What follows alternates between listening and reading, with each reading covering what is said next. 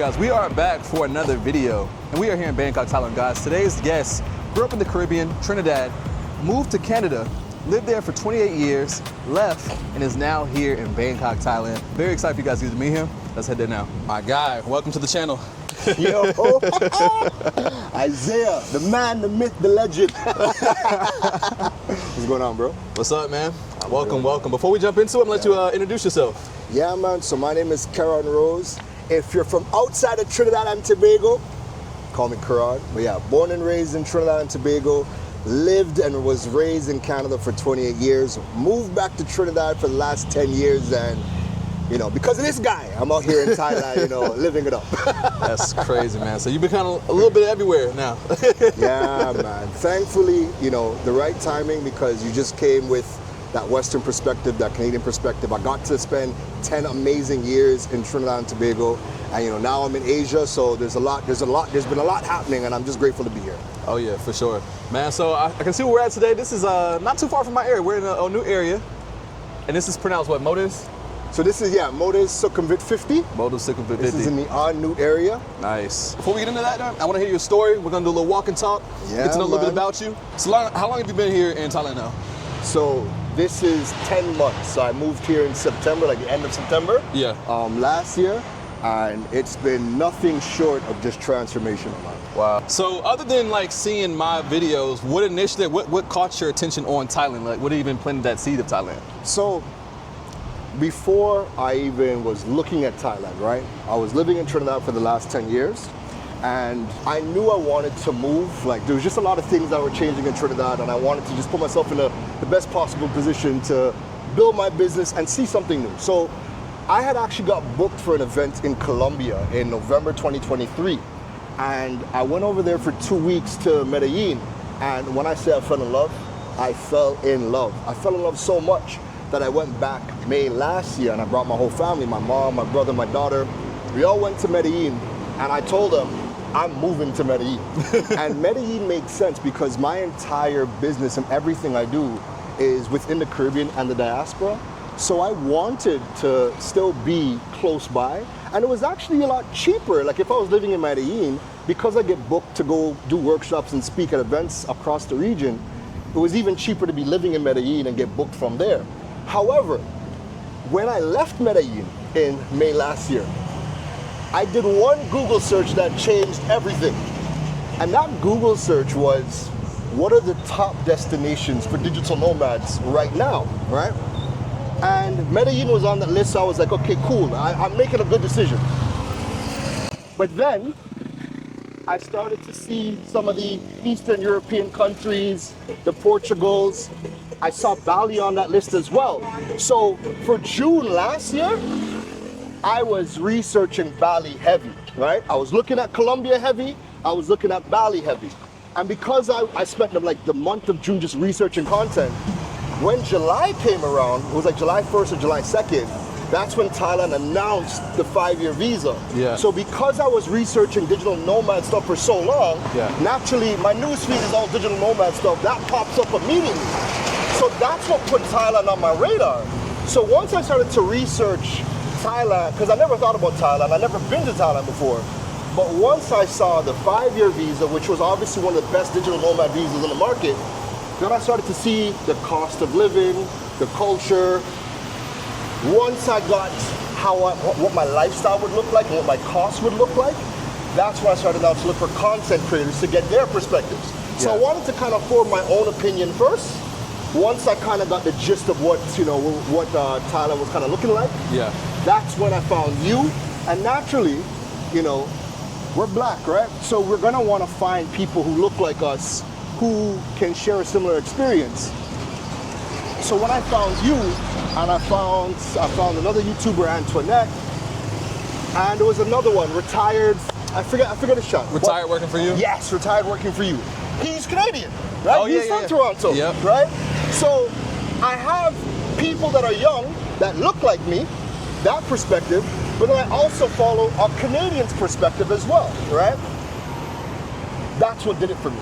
Yeah. Between all of your content and your similar perspectives, that really sold me on Thailand. That's what ended up me What's some of the things you know, that attracted you to Thailand when you were doing your research? And like, what were you looking for? Like, what were some of the things you had to have when it came to choosing a new place to live? Bro, we've been living in survival mode for as long as I can remember, just as a people, right? I wanted to be in a place where I can practice what we call geo arbitrage, which is earning a higher currency and living in a lower cost economy. So everything I do is digital. I get paid in US dollars, and the cost of living here in Thailand is so astronomically cheaper, more affordable than the West. It started to make me realize that if I don't need as much money to live, I could start investing all the additional money into myself. I could start to upskill. I could start to practice more wellness. I don't have to work as hard. And because I don't have to work as hard, this is why I ended up bumping into you. Because now, rather than stressing out about work, I can spend time relaxing in the gym. Like I can go and be consistent in the gym. I can go and do a massage if my back is hurting me. And I'm just like, man, I'm uncomfortable lying down.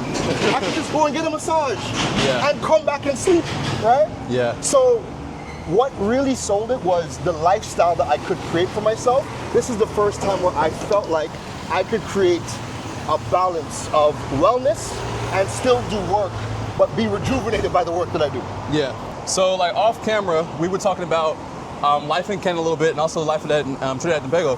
What were some of the struggles and also the upsides? Like I want to share both perspectives because I don't want to talk about the negative. But what were some of the struggles and the positives of life in Trinidad? Trinidad is the best country in the world. Let me tell you, Trinidad and Tobago, the most vibrant people, one of the most vibrant cultures. When I'm in Thailand, I tell people, I'm like, yo, Thailand's quiet, man. Thailand is very peaceful, right? And they're like, what are you talking about? Have you not been to Tonga and all these other areas? Like, Thailand's very loud. I'm like, nah, man, you need to come to Trinidad. Trinidad just has a very vibrant atmosphere, and it's one of the things I love. And then we also have some of the best food in the entire world because we are a mix of African and Indian, and now we have a lot of Spanish inside there as well.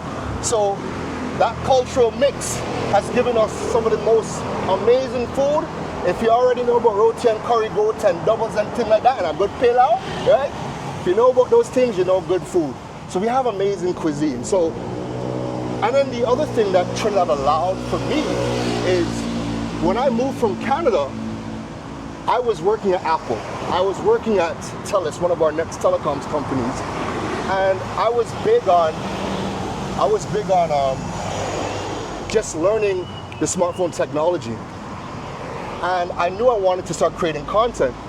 So when I came to Trinidad, there wasn't really any tech YouTubers. There is no Best Buy, there is no Apple store, there's no Samsung, so there's no places that people could go to learn about the technology. So what Trinidad and Tobago allowed for me to do was to build a brand in the tech space, and that just turned into me building a business. So it gave me that platform for that, and the majority of my family still lives in Trinidad. So it gave me that space to just feel at home again, right? Now, in terms of challenges, one of the biggest challenges right now is it's an island of 1.5 million people, right? There's been migration from the islands for generations, from the 70s, right now, where people migrate, but people don't always return back, right?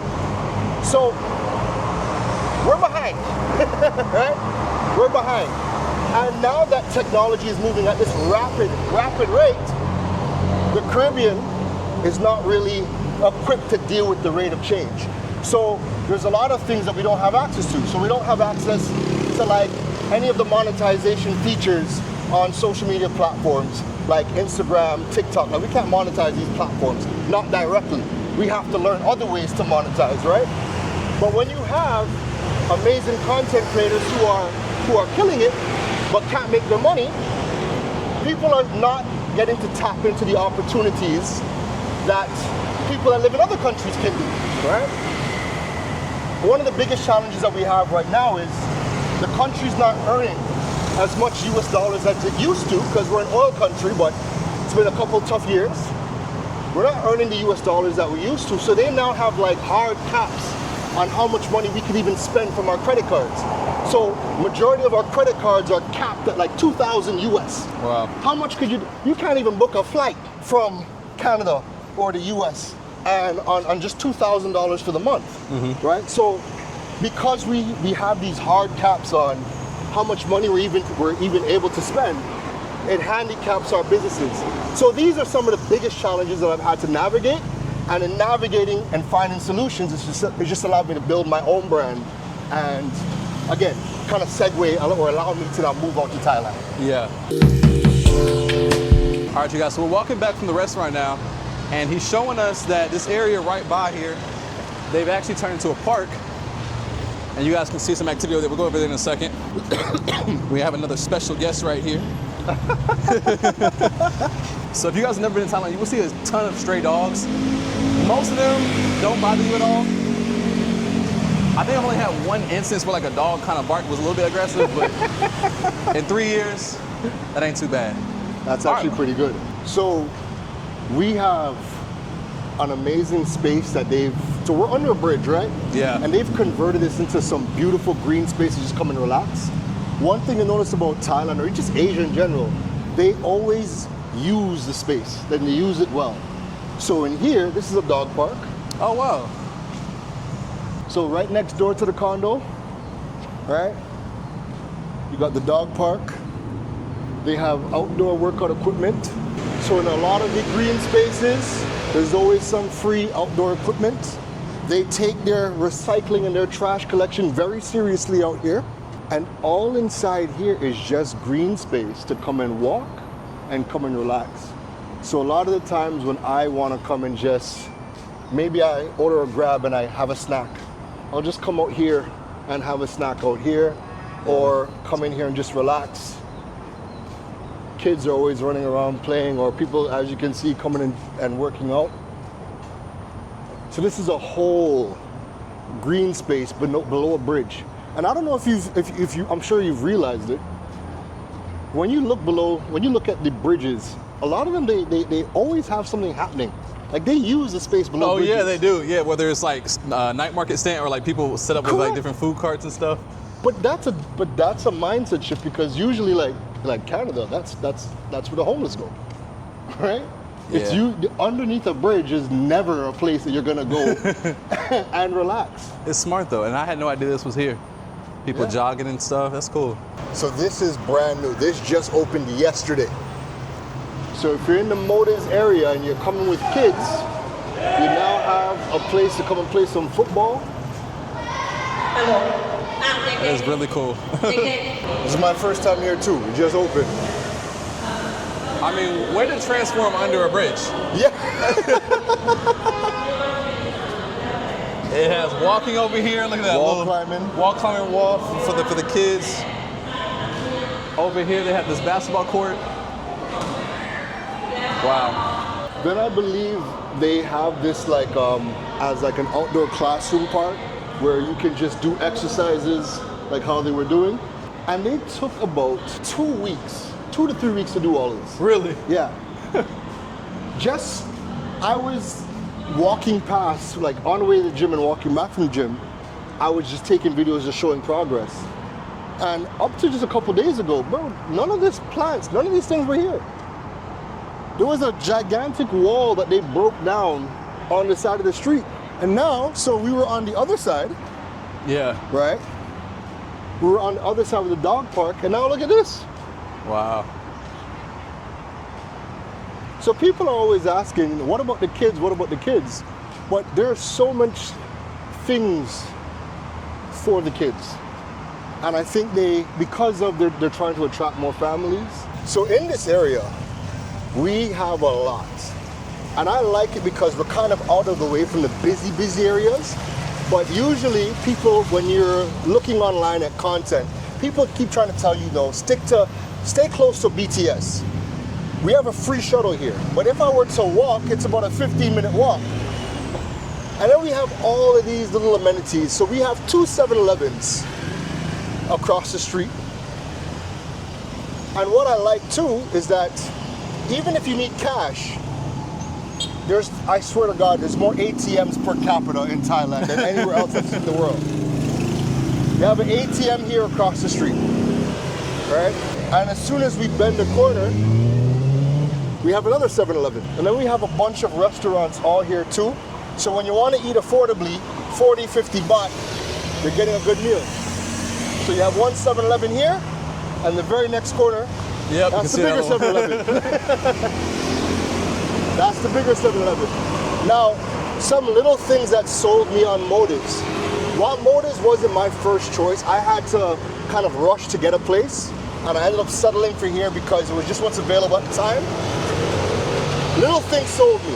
1, 2 7-Elevens, and you have the ATMs. In this blue building here is a laundry lady. So you just come across the street, drop off your laundry, she does everything. I pay between anywhere from 300 to 400, depending on the size of the load. Right? My unit doesn't have a washer dryer. So if I'm gonna do laundry, I either have to come down here and do laundry, but bro, if I'm lazy, I just cross the street. Let her do it. Right? So you got a laundry room in here. We have a laundry room here, and I don't know where the light is, but what I like to show people Oh, the wash up app? is, we have, do you have it as well? Yep. Okay, well, yeah. So use the wash up app, and that's, so if you don't have coins, you can use your credit card to add money to the wash up app, and you're using an application to control all the machines. And if you have coins, you could use that. And then of course, we have the famous towel bin machine. Once I saw your videos, your condo, when I saw the towel bin machine, and then you have the salads and the fruits and everything, bro, that spoiled me, because at first I was looking for only places that had that. Yeah. Right? And I'm like, well, yo, where the food spots at? Where the fresh fruits? And this is where they drop off, y'all, if you order Grab? Every day. Everything gets dropped off. We also have the automatic parking. So whenever anybody has a vehicle, there's 3 automatic parking garages. So you just drive in, leave your car, and then it'll park your car wherever it needs to park it. And then you recall it through the system in the lobby. Wow. All right. This is where we shot the intro at. This is the garden. This is where we start this. So this is the first garden, right? So what I like about the garden is you have your little infinity pool, but then you also have these hidden spots to go and relax and sit. And you have about 4 of them. So the rooftop garden is Tower A and Tower B. Okay, so a total of 3 towers here. So right? 3 towers. So what we'll do first, we'll go to Tower C and we'll go check out the gym. Because then from the gym, we could see the pool. So if you are thinking about motives, right now because of the earthquake, they finally got all of their insurance stuff sorted out. So they're now fixing the pool. There's some cracks in the wall that you're gonna see. They just sent us a notification today that over the next week, they're finally now, what they did first was they kind of just sealed it up with some quick sealant because it was very surface level cracks. We didn't get a lot of damage in our building, but now they're gonna fix everything to bring it back to spec. Finally, some AC. Finally, yeah. So this is Tower C. So remember when I said you would this is the system to get your car? So you put your car in information, and that's going to bring your car from the automatic garage and bring it up for you. Wow. You know, just in case people think Thailand is third world, right? So we are on the 25th floor right now, right? This is the second gym. So we're actually gonna go downstairs after, and I'll show you the other gym. But Which is empty right now. Is the gym. Yeah, it's busy right now. Nice views though from up here. Oh, it's amazing. Yeah, it's amazing. I always love the gyms that are positioned on a high floor and you can work out with a nice view. Look at that You guys view. you don't have big buildings right around you in the immediate vicinity, so it gives you a good view of the distance. You guys can see there are a ton of condos all around throughout Bangkok. All throughout. So you have your cardio inside here. And then if you need to do your little Pilates or just your free workouts, you got this space. So we actually have a pretty good sized gym. Yeah, your gym is a very open layout. Like this Yeah. is very spacious just in general area. Yeah. Plenty of treadmills. You have enough to get a good workout, but for me, what I realize is Muscle Factory has the energy, Yeah. has the vibe. You Yeah. have people that are just in there, and you have that community as well. Man, your gym is actually pretty Yeah. yeah. This is actually a pretty good gym. Look at the view for the pool. Oh yeah, you can see the pool Because from here. well, I see some people, Oh, so I so it guess must be open, yeah, huh? okay, good. Well, once I see people, I know we can get to it. But yeah, that's the pool, Nice. and up top is the roof, so you can go up there and Wow. relax as well. And then our proximity to the Chao Phraya River just makes the view and sunsets. Oh my God, we have amazing sunsets here. We have amazing sunsets here. Pretty much have a 360 view up here of the city. You got the freeways as well. So yeah, definitely a decent gym. Yeah. Can't be mad at this. And this is gym number 1. This gym is like 5 times the size of mine. Like my gym is only the size of like Yeah. this area. Yeah. So the fact you guys have a whole floor, pretty much like half a floor dedicated to the gym is nice. And it's usually not busy. Wow. So when you come, you're never going to be fighting for weights or whatever. But the gym is very nice. The last time I was in a stair hall like this was running from the earthquake. Oh shoot. All right, so we'll walk through here. Okay. So gym, we can connect our phones to the speaker system. Wow. So that's him playing the music here, all right? I don't understand the setup, but it's available. So you can come up here and you can hang out, you can relax. And let's just say you want to get some work done. Well, you have a private space to work. And if you need to catch a nap. I'm not gonna lie, what? I ain't never seen that like this. What is going on? Yeah. Did somebody bring their own personal bed up here? And If you need to take a nap, you can come and take a nap. that and you might can be the drink tea. craziest thing I've seen. Yeah? I was not expecting a bed. Y'all got a whole bed and a desk right here. Like, this is so random, but Yeah. On top of our second gym. that is the randomest thing. So for our amenities, we always have people that are using the pool area. The pool area is, I think, the most popular amenity here, mainly because, and not even for swimming, for sleeping. The majority of people come to our pool area to sleep, and I think it's because you just have a nice, beautiful view. Well, then you guys are scared of heights.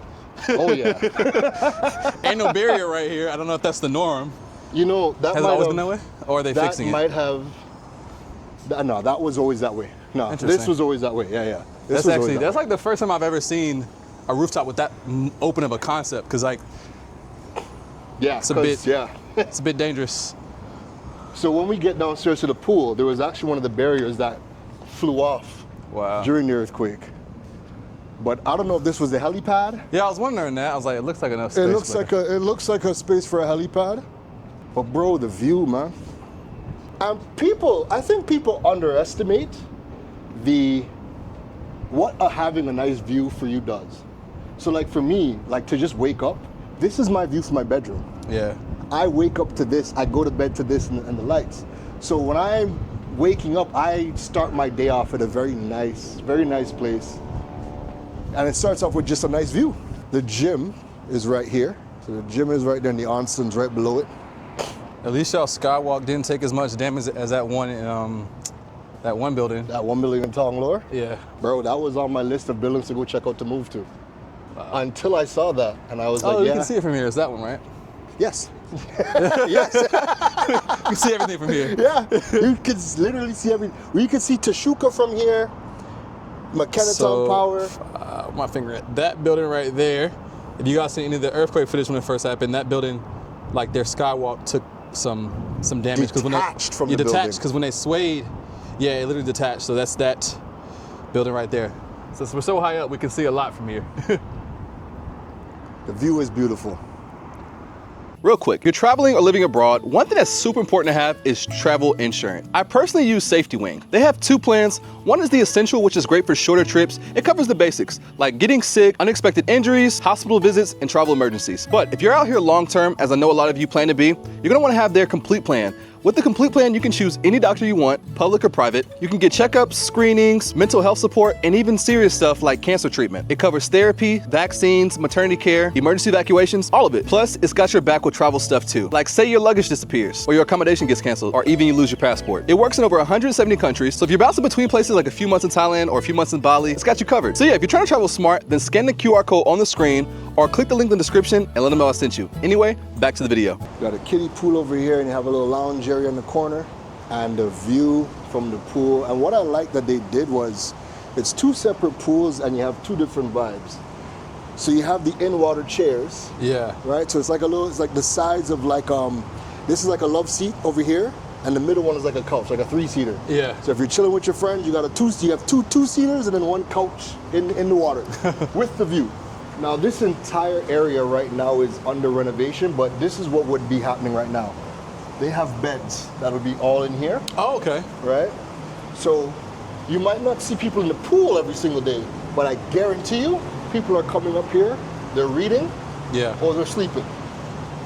And when you have that breeze coming in, because we're so high up, they also moved, so the washrooms and showers are there, but all here was actual big sofas as well, so people would either come out here and sleep, or they had these movable tables that you can come and eat right here as well. And then this pool is different from the other one. So this one is deeper. This one has the full length, so if you want to swim. And then the areas for all of the beds as well. So these all have like thick beds that, bro, as soon as you lay down, you're sleeping. And it wraps around. Wow. This is what broke off. So you see the barrier over there? You see that barrier that's gone now? That barrier broke off. And that flew forward and hit the front of the, thankfully it didn't fall on nobody. Wow. Yeah. So as we said, Thailand is always thinking about the kids. They want you to move with your family. This is not just for single bachelors, right? So you have the kids' room. And if you want to play your music for the kids, again, every single space has its you can connect Bluetooth with that. Okay. And they have the Bluetooth speakers throughout, so you just connect your phone or your device and you can play your music. So this is the kids' room. Now I'm sure this is going to be locked, but yeah, it's locked. This is the theater room. So it's too dark to see, but that's the theater room inside there. Okay. Yeah, I can see somebody got the TV on. Yeah. This is the walkway to go over the Tower C, but nothing is here. We already went to the gym. Okay. So we're gonna walk down here. And of course, people chilling, so you have the couch. This is the games room. Nice, pool table. Cool. Pool table. And now you have the co-working space. So, like I said, people use our amenities. The co-working space is always full. Look at the setup this guy has in the back there. Yeah. Double monitors and everything. Everything. Same thing over here. Oh, wow. So you have a few different nooks for the co-working. And this is the kitchen. Oh, this is locked. You have to book the kitchen as well. Okay. But you have the kitchen right here. And then around the corner is the sink and the fridge and everything. Okay. But good space to, if you want to have guests or do big cooking. Lounge area, so we're walking over to Tower A now. The 8th floor. Yeah. So they started to do repairs this week on the cracks. So for us, like I said, ours was a lot of surface level cracks. So what they did was the next day after the earthquake, they had a team coming around sealing up all the surface level cracks, right? And that was, again, stopgap measures. And now, over the next week, they're gonna be fixing up all the cracks completely to bring it back to what it was. Okay. This is my humble abode. This is the unit. So this one is 29 square meters, right? 29 square meters. My landlord, listen, was this your design? Dope. No, it was the landlord design, right? Don't lie, you did this. I came in and I was like, what can we do to give this place some razzle dazzle? My landlord loves Versace. So he Versace'd out the place, Versace, a couch, but it's actually very comfortable though. But then you come in here, and again, when you just see, you know, everything was just well put together. And this wasn't the first place, like you've talked about it a lot. When you come to Thailand and you're trying to find a place, you don't know what you don't know. You don't know how things work. You land here, you see places, but then you realize if you don't jump on things quickly, they're gone, like in a matter. So a lot of the places I was looking at when I came, gone. Then I got to a point where I'm like, I have to move into somewhere because I have to start working. So the main thing was, once I could find a place that has a workstation. So this is my workstation here. So I do radio, TV, content, live, whatever. I do everything from this space. So this was the most important thing to me when I was choosing a place. I needed a nice work area, right? Anything else could happen after once my work area is sorted out. So once I saw this, I was like, well, I fell in love already. And then we had seen all the amenities first too. So I was like, okay, this place is very comfortable. Now we switch over to here. Bedroom area. So you have 2 air cons. The view from the bed. This is the same thing I was telling you before. Like just being able to just wake up and you have the view. Yeah. Put you in a nice mood to start your day. And then behind, we got the washroom. So standard washroom, but still good. All right. This is your kitchen. Now, everybody talks about how small the kitchens are. I will repeat what you have said, and I'll tell it from my experience. Food is so affordable here. All right. The most I do is I make breakfast. Breakfast is my thing. I'll make breakfast. But for lunch, I have a fresh salad every single day from Bolito or any one of the other health spots. Yeah. Right? Again, affordable to do it. Dinner, you hunt, we cook half the time. Heck, you hunt, we cook. Right? Just containers. I use that service a lot because I like to have them make my meals. Yeah. Right? And the fact that we're paying $20, $30 for like a week's worth of dinner. So I'll have like a week worth of salmon or a week worth of chicken breast and whatever, and I'll just have them do it. So I use that service a lot. And then your balcony. So you have your balcony, you have your views.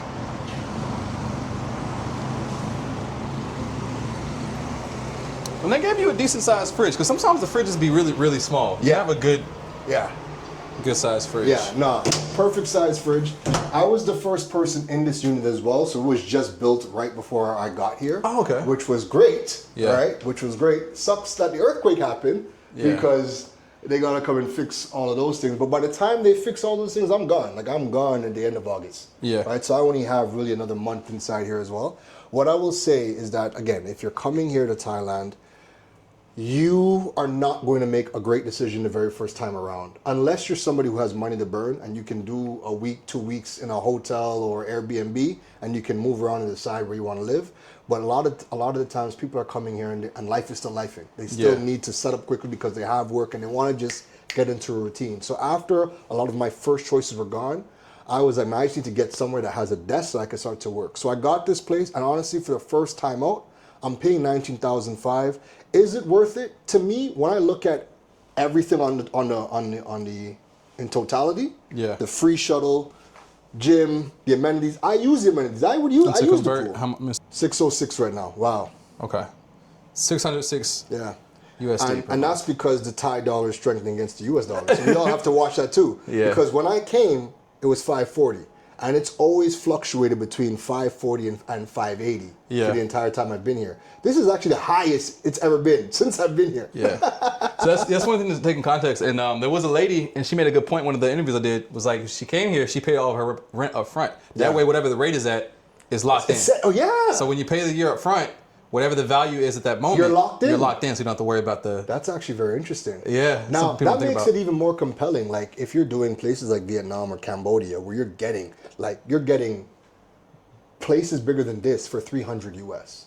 Like, I've gone to my friends' places in Cambodia, and their places are bigger than this for 300 US. It's easy to pay a year up front if that's your prices, right? But other than that, this gave me everything I wanted. I love the area. I love the amenities, the staff, the shuttle, just the proximity to downtown. So I'm this side street here. This is almost a straight run to get to like a soak in these places. So I'm in a soak in 15 minutes. Yeah. On a bike. So we're close enough that you can do things, and then you're. And we were talking about space off camera, right? Because yes, the comment a lot of people go like, oh, okay, yeah, you got all those amenities and stuff, but the room's a box. look how much storage.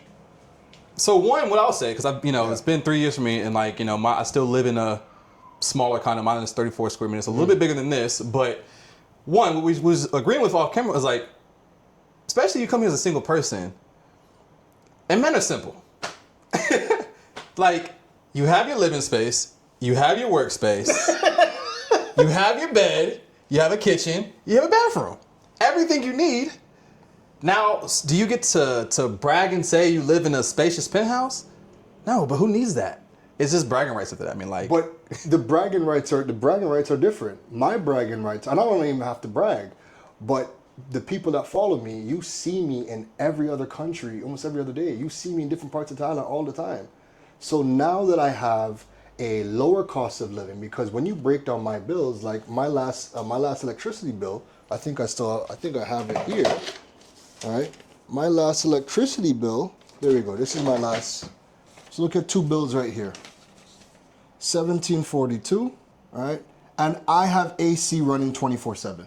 Oh, we were outside the whole time. Yeah. Right? We were outside the whole time. Yeah. AC's been on. My AC is always running. So my bill is always right around that $1,700 mark, right? 1,700 baht, whatever price That's about close. That's close to $60. It might be like 50-ish. 52. $52. Yeah, 52 because it rose, right? But those are my two bills. Yeah. Those are my two main bills. Internet is 500 baht. On average, including food, total expenses, how much do you think you're spending per month for your lifestyle? My budget per day for food is 10 US a day. So I make my own breakfast. My lunch is usually around $4 to $5 from Bolito, right? And then dinner is optional. So either I have You Hunt We Cook, and I get a week's worth of dinner for like 1,000 baht, depending on what I want. It could be from as low as 1,000 baht for a week's worth of dinner, or 2,000 baht, like if I want to do salmon, and that's going to be on the higher end. But that's my dinner. So I typically will spend anywhere from 300 to 400 US on food. And what I've also started to show people is when I want to be cheap, you can be cheap. So there's a place by you in Punawiti. I don't know if you've been there. It's called Pasta Factory. I think I've heard of it. I haven't been though. Pasta Factory. Nothing special, right? The food is okay. Nothing crazy. But bro, you're getting pasta, lasagna, spaghetti delivered to you, and you're paying 70 baht, 90 baht for pasta. Wow. Right? So even when you want to be cheap, you can be cheap. If I want to spend more money, but again, my overall cost of living is typically less than 1,000 US for the month. Wow. Between my fixed expenses, like my rent, electricity, internet, cell phone bill, I spend less than $1,000 a month. My food bill just depends on my mood. There's gonna be some months where my food bill is minimal. I might decide to cook more, and I do. And if I don't, I just go order food, or I go to the restaurants across the street and I eat. So it really depends, but I like the fact that because my fixed expenses are so low, I can do whatever I want with food. Yeah. If I want to do fancy restaurants, if I want to do the Philly cheesesteak, I forget you went somewhere and food was pretty good, but it was on the higher price tag. But it's like you can afford to do it and not feel like you can't just randomly go to a restaurant. Yeah. Like how our life is set up now, if you want to go to a 5-star restaurant, you literally could just go and do that because you're not living paycheck to paycheck out here. Yeah. All right. So this for me is a peace of mind. I have paid, this is the first time in a long time where I'm not at the level where I'm paying a year up front, but the first week I might have paid for my rent already. Yeah. Like a week could come in and money's good and I'm just like, man, why am I going to wait till the end of the month? I just pay them ahead of time. Yeah. All right. So now, I've done that. You've lived in, obviously, Trinidad and Tobago. You live in Canada. Yeah. And now you live in Thailand. Yeah. How is the cost of living in both of those places, both Canada and Trinidad? So the average cost for a 1-bedroom apartment, not condo, in Toronto is, and I'll tell you in US, the average cost is 2,500 Canadian, and that works out to be 1,800 US. That's the average cost for a 1-bedroom apartment in Toronto right now. Wow. Right? That's the average cost for an apartment, not a condo, an apartment. So moving from Toronto right now is top 5 most expensive cities in all of North America. That's including New York. Wow. Right? coming from Toronto, moving to Trinidad, because we are an oil-producing country, all of our utilities are all subsidized by the government. So we don't pay the full price of gas. We don't pay the full price of electricity. We pay like it's almost the same price of water for Thailand. We pay that in Trinidad. Wow. It's a little bit more, just a little bit more, but a lot of our amenities are subsidized. Okay. However, the cost of living here and the quality of life that we're getting for what we're paying, astronomically, it doesn't compare to North America and doesn't compare to Canada. I'll never compare it to Trinidad. It's a small island. Yeah. But in comparison to Canada and the States, nah, this is a whole nother level. Yeah. And it's cool to hear your perspective too, because like, you know, we hear different budgets, and so to hear you say, okay, like your set expenses come, you know, are a little bit less than $1,000. Yeah. Because people always wonder, like, you know, how much does it cost to live in Thailand? And I always tell everybody, to each their own lifestyle. To each their own lifestyle. To each their own lifestyle. Because while Thailand can be somewhere that's affordable, cheaper, whatever word makes you feel better, it can also be very expensive out here. At your choice. At your choice. At your choice. And that's the difference. We, coming from North America, Canada, and the UK, our cost of living at a baseline is expensive. Mm-hmm. But here, your baseline could be, because there are guys that I've seen that have found apartments in Thailand for like 100 US. Even when I was looking for condos, I found condos for as low as 250 US, right? It's a shoebox, but it's still a condo. Yeah. You still have a pool. It's a studio. What place are you finding in the States or in Canada for 250 US in a condo? It doesn't exist. So the perspective and the context is needed. And again, it's 1,000% up to you. If you want to live a luxury lifestyle, that's up to you. If you want to scale your expenses down, so for me, I'm okay with scaling my expenses down because I want to travel. And I know I'm going to spend 2 weeks outside of Bangkok, and it could be anywhere. And then I work and I get booked to go and travel, do other things. So my place is good. The next place I get, I'm going to be staying around at 600 US, 500 to 600. That's going to be my budget for rent. Mm-hmm. I've already found 2-bedroom condos, some 2-bedroom, 2-bathroom condos that were made in like 2015 that you're getting for the exact same price that I'm paying now, 600 US. So you have options in Thailand, and again, it's completely up to you. But yeah, this was my first year. For the first year, this was everything. The second year, now I could take my time and go and visit places, and I now know a little bit better. So the second year decision is going to be a lot better than the first year decision. I mean, not a bad choice though. I mean, you've Versace'd out in here. Of course. And so you pointed this out in the kids' room. So is this also this is also a Bluetooth system? Yeah, man. So every condo has this, so that you can connect your phone to every single one. Okay, I'm seeing the speaker on the roof. So you have the speakers, and then you also have the speakers in the boom boom room.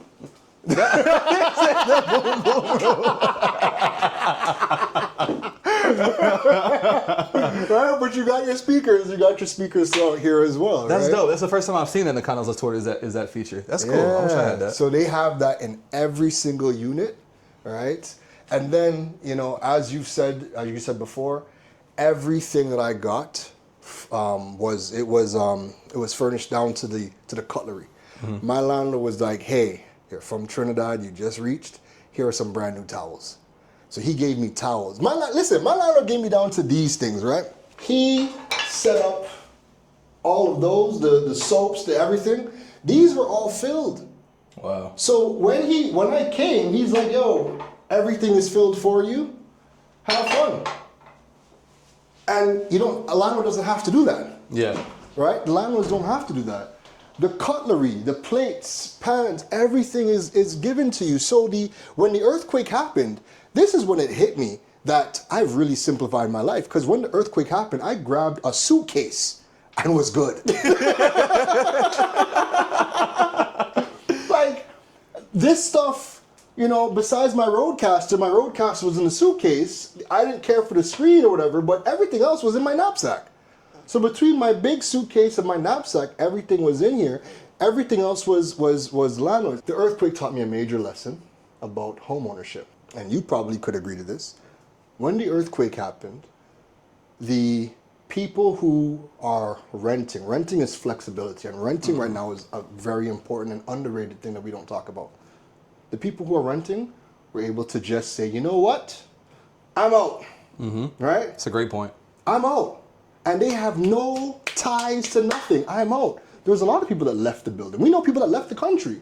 And they were easily able to do that because they've built their life to be digital, but most importantly, it's flexible. So if something does happen, it's easy for them to say, you know what, this is not working for me right now, let me go do somewhere else. And they have that option. Versus the people who purchase homes, and again, this is not a conversation about whether you should purchase a home or not, to each his own, doesn't matter. But the earthquake showed me that the people that are responsible for all the damage, it still falls back onto the homeowners. The people who have now built their life around flexibility, if anything happens, anything impedes their life, they can... Your biggest loss is just the deposit. That's it. Yeah. And you're out and you could move. So when the earthquake happened, landlords everywhere were calling the tenants like, are you still going to stay? Because they know they could have just left. Right? They know they could have just left. So we have that flexibility when you kind of build that lifestyle. And the world is changing so fast now. You don't know what next year is going to look like. You don't know what 6 months is going to look like. But if your life is built around flexibility, now you have options. Yeah. So Thailand could be amazing for us today, but we see how things change in Thailand. Tomorrow something could change and it might no longer be the place for you. But we've had conversations where we're sitting down, we're like, yo, we have Vietnam, we have Cambodia, we have here. And the fact that we can just pack a bag and just roll. And once we have our laptop and our cameras or equipment, look, I have everything too. I got my Pocket 3. I got everything too. So I make all my content too. Once we have our content tools, work could be done from anywhere. And we're not limited to any one particular country, any one particular situation. And I love the fact that now, as things are happening, we can now roll with the punches a lot better. We have more options.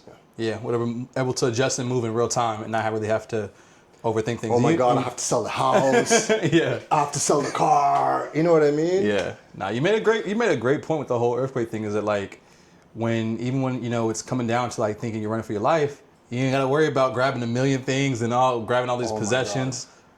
And you know what? Another lesson that, and this is a great point for all foreigners, is that when the earthquake happened, right? So under here, I have storage, right? So all of my important documents are typically under here, right? Just a little storage space under here. When the earthquake happened, my passport was there. I had already ran outside.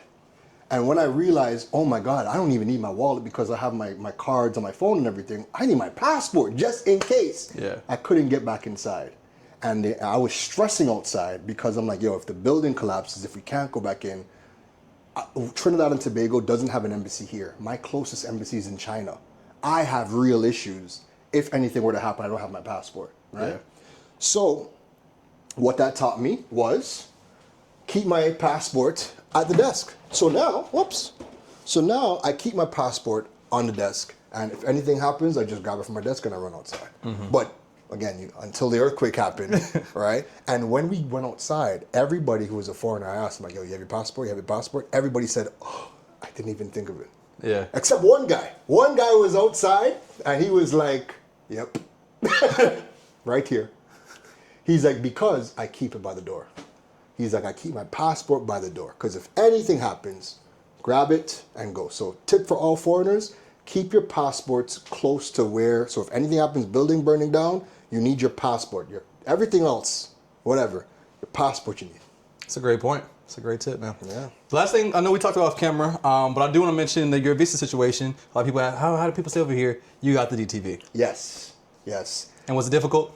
No, it was the easiest process ever. And again, when people, especially from the Caribbean, when we are migrating, when we have to migrate to Canada, to the US, or the UK, there's a lot of things that you have to go through to migrate, right? It's not a simple process, right? But with Thailand and with a lot of the Asian countries, they've simplified the visa process. So for me, I applied as a business owner for the DTV. I had to just, I applied online, and because from Trinidad, with my Trinidad passport, our applications got routed to the Ottawa Embassy in Canada, right? So I applied as a Trinbagonian citizen. My application got routed to Ottawa. I had to pay a fee of 650 Canadian dollars for the application fee. You still had to show that you had at least 15,000 US equivalent in your bank account. And I had to get my business registration notarized from a notary public. And then I had to do something called, coming from Trinidad, I had to do something called an apostille. So I had to bring my notarized document, my notarized business registration, and I had to bring a contract from a client, right, to show that I am working remotely. Once I got those notarized, I brought it to the Ministry of Foreign Affairs in Trinidad. They took the documents, they took the notarized documents, they did something called an apostille, and what an apostille does is basically certify your documents for international use. So kind of like how we have the international driver's license, that's certified for international use, the apostille does the same thing. Once I got that, I gave that online for the application, and that was pretty much it. I had my 5-year visa in less than 2 weeks before I left Trinidad. And since I've come, I've been in and out. I've traveled throughout Southeast Asia to a few other countries. Doesn't matter where I go, every time I come back, no problem. They don't even say anything. I just come, here's my DTV. The only thing I have to show extra from coming from Trinidad is I have to have my yellow fever vaccination card, my international immunization card, every time I leave the country. Okay. And once I come back in, doesn't matter how long I've been in Asia, even though I haven't been in South America, because I'm here and I'm using a Trinidad passport, and yellow fever is one of those diseases that are high in South America and parts of the Caribbean. You have to move with your yellow fever, your international vaccination card to show your yellow fever, and you have to go to the Port Health Authority every time you come into the country. It takes like 10 seconds. Like there's nobody ever there. You go in, they give you a slip to certify that yes, you have your yellow fever, and then you go to immigration, they don't even say anything to you, take a picture, smile, 2 thumbs, and off you go. There you go. And that's it. And that's it. My man. I appreciate you giving us this insight, giving us a tour. It was a pleasure. And I want to say this before we go, bro. You are doing the Lord's work, and I'm sure you heard that a lot. It's because of people like you where it's making it so much easier for people like me and everybody else to now migrate, because you're showing the real, like Isaiah's content is exactly how it is. A lot of people's content is a bit shaky, but everything Isaiah has said has been exactly what it is. Some people who might think differently, it's because of their own lifestyle choices, but everything he's ever shown, when I came here, I'm like, this is exactly how he said it was, but even better. Right? Wow. Yeah. I appreciate that, man. Where can people follow you at? KERONROSC on all platforms. You could Google me, Karen Rose, any social media platform. If you want to learn about building your digital presence and monetizing your platforms, that's essentially what I teach to Caribbean business owners and the diaspora. And again, just another nomad from Canada, passing through the Caribbean, out here, just living it up and doing my thing. That's awesome, man. See you guys next time. Don't forget to like, comment, subscribe. Peace.